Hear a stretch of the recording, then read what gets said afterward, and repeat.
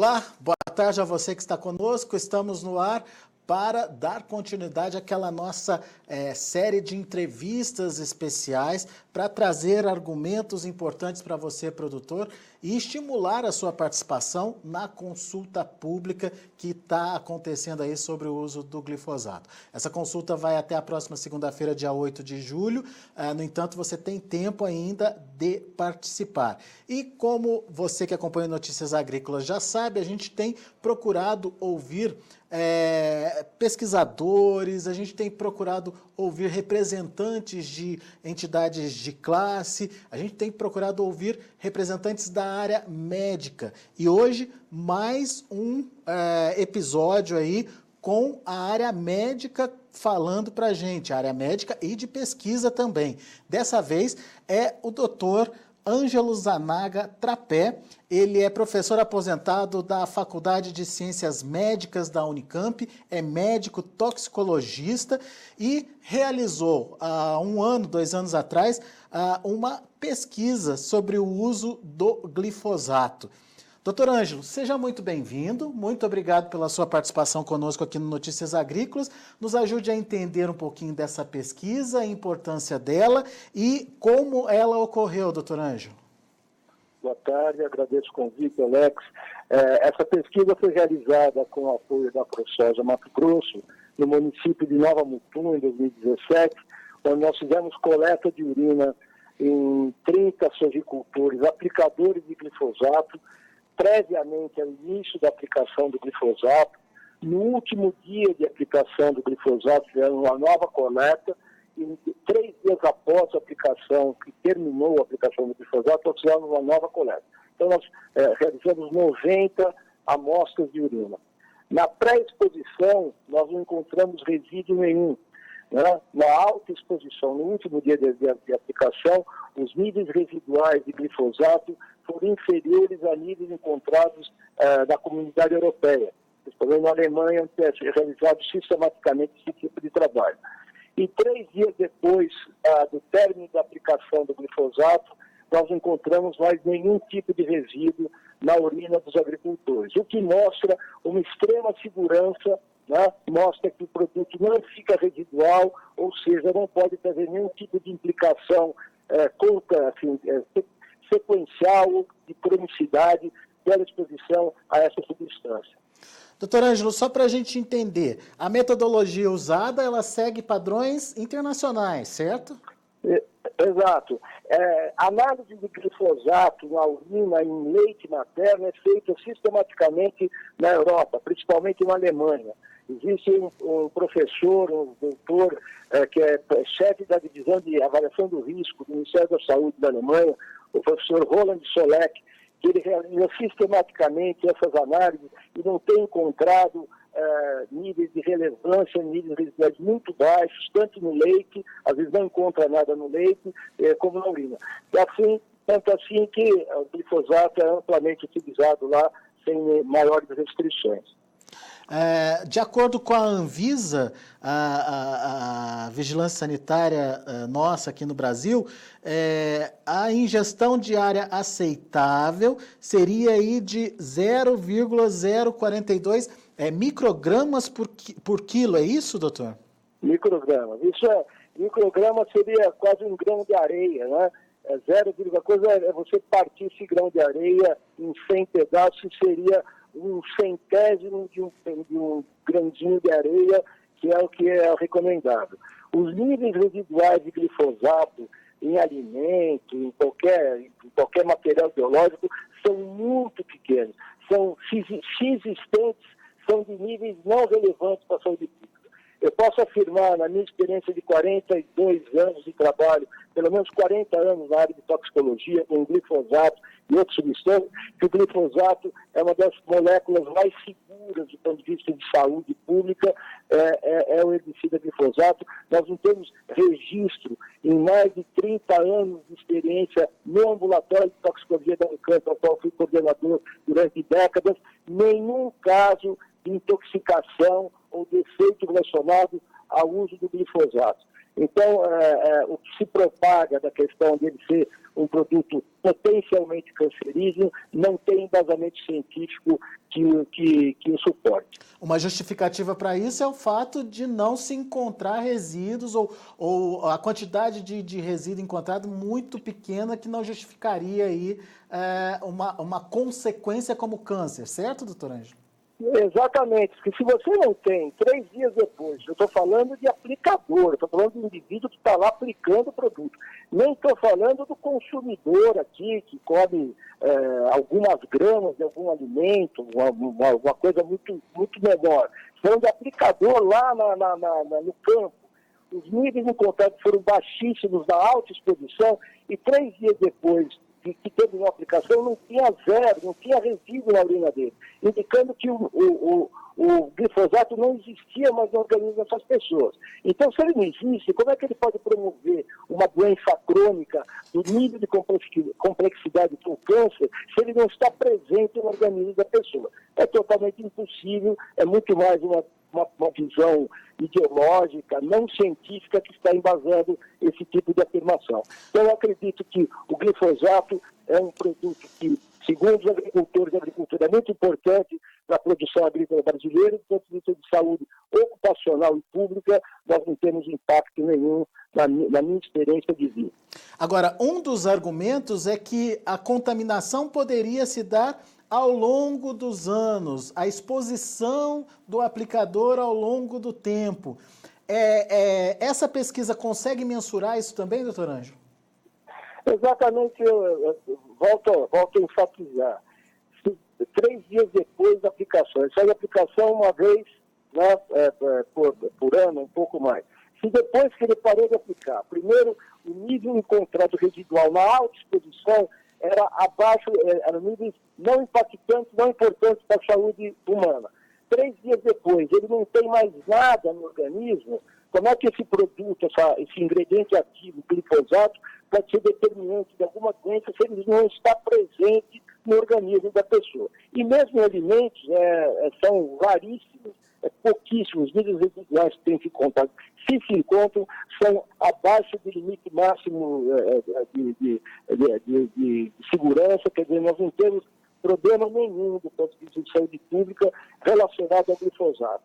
Ele é importante para a agricultura, pode ser utilizado, do ponto de vista de saúde ocupacional e pública, não tem impacto de relevância.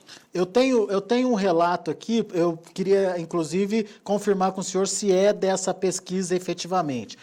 O relatório informa que o tempo em que os trabalhadores ficaram expostos ao glifosato antes do estudo não influenciou em maior ou menor quantidade de resíduos, visto que o nível mais alto encontrado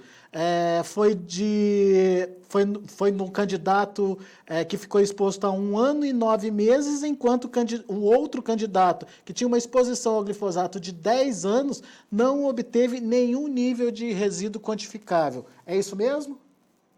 Exatamente, quer dizer, você tem esses diferenciais, né? Quer dizer, depende do indivíduo, do momento em que ele se expôs, não é questão de tempo de exposição, porque ninguém fica exposto ao glifosato durante o tempo. O glifosato é um mata-mata, ele é utilizado pontualmente, é diferente de um inseticida, é diferente de um fungicida, de um nematicida, que é usado com uma frequência de continuidade. O glifosato, por ser um mata-mata, um herbicida, ele é usado focalmente, pontualmente, não tem sistemática de utilização dele. Então, essas variáveis podem acontecer, mas isso não tem repercussão nenhuma na saúde desses indivíduos.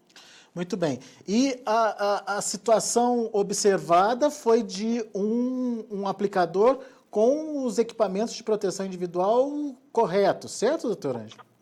Perfeito, todos usando as boas práticas agrícolas, usando os equipamentos de proteção individuais adequados como regra, como exige as normas técnicas no campo.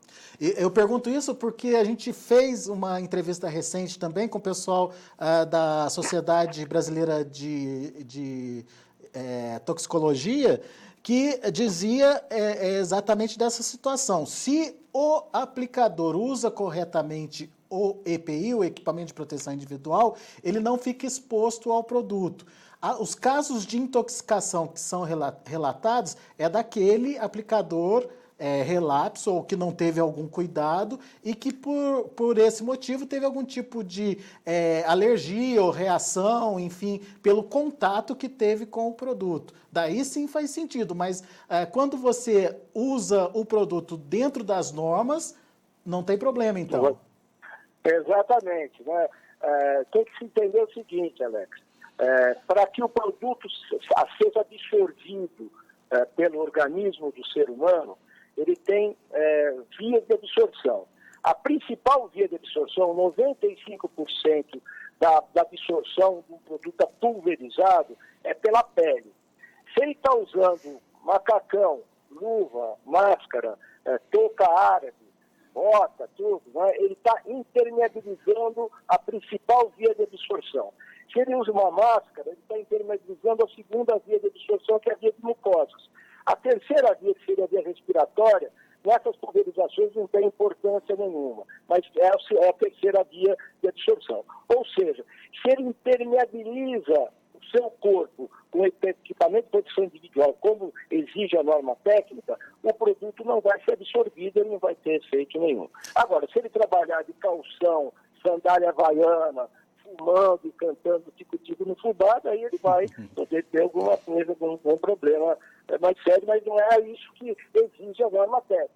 Ninguém dirige carro sem estar com os pneus arrumados, sem usar EPI, o cinto de segurança a 200 km por hora. Se fizer isso, pode morrer. Se fizer usando o carro de maneira adequada, o risco de sofrer algum acidente é muito menor. Todas as tecnologias são perigosas. Depende do risco, que é a probabilidade de ter algum problema com elas, é a forma como a gente utiliza a tecnologia, seja automotiva, seja química. Agora, como é que o senhor vê essa consulta pública? Ela é importante nesse momento, porque o glifosato vem sofrendo uma verdadeira... Um bombardeio. Bombardeio, exatamente. No mundo inteiro, né, doutor Ângelo? Porque agora surgiu uma juíza lá da Califórnia que deu um ganho de causa para um jardineiro que aplicava pontualmente o glifosato no jardim, teve um tipo de câncer e ela se relacionou por uma questão mais política do que toxicológica. Isso é uma inverdade, não tem embasamento científico nenhum. Então, existe todo um movimento aí que existe, é muito mais um movimento não só contra o glifosato, mas também um movimento que ultrapassa a questão toxicológica, passa por uma questão muito mais ideológica, da minha maneira de ver, né? E que é luta contra transnacionais, essa coisa toda que diz muito do que o país passou nesses últimos 20 anos, né? Espero que mude. É isso aí. Doutor Ângelo, muito obrigado, viu, pela sua participação e pelos esclarecimentos aqui para a gente. É importante que a gente tenha também a base científica para essa discussão colocada aí à prova, né? Exatamente. A minha experiência é essa, Alex. Eu posso dizer, não rasgo meu diploma. Glifosato pode ser utilizado de maneira correta, não prejudica o meio ambiente, não prejudica o agricultor e não prejudica o consumidor de alimentos no Brasil. Essa é a realidade com base nos conhecimentos científicos que a gente tem hoje. Se mudar daqui a um tempo, pode ser, mas hoje, à luz dos conhecimentos atuais, o glifosato é uma molécula segura que pode ser usada e deve se manter o registro dela. Doutor Ângelo Zanaga Trapé, muito obrigado pela sua participação. Volte sempre, doutor Ângelo, é sempre bom ouvi-lo. Muito obrigado pela disposição, muito obrigado. Boa tarde, Alex. Até a próxima. Tá aí, então, o doutor Ângelo é professor aposentado da Faculdade de Ciências Médicas da Unicamp, é médico toxicologista, portanto, ele tem aí credencial para falar do tema. E fez uma pesquisa recente, entre 2017 e 2018, utilizando aí aplicadores, né, que ficam expostos aí à utilização do glifosato.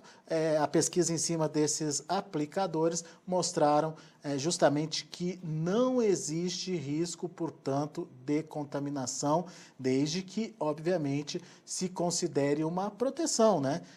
Todo aplicador protegido pode ficar tranquilo em relação aí a a questão do uso do glifosato. E para você que nos acompanha aqui pelo site Notícias Agrícolas, novos argumentos para participar da consulta pública que termina na próxima segunda-feira, dia 8 de julho. Portanto, até sexta-feira você tem aí a sua motivação para fazer lá a participação e ajudar aí no entendimento que a Anvisa precisa ter em relação aí à importância do glifosato. Fica o convite para você. Logo abaixo da nossa entrevista, a gente vai deixar o link aí da página que você pode fazer ou pode participar aí dessa consulta pública e também algumas respostas, enfim, alguns procedimentos para que você possa responder aí ao questionário sem nenhuma surpresa, enfim, sem nenhuma dúvida na hora de responder. Foi um questionário levantado aí, criado aí pela AproSoja. A gente vai disponibilizar esses dois instrumentos para você que você participe da consulta pública. Daqui a pouco a gente volta com outras informações e mais destaques.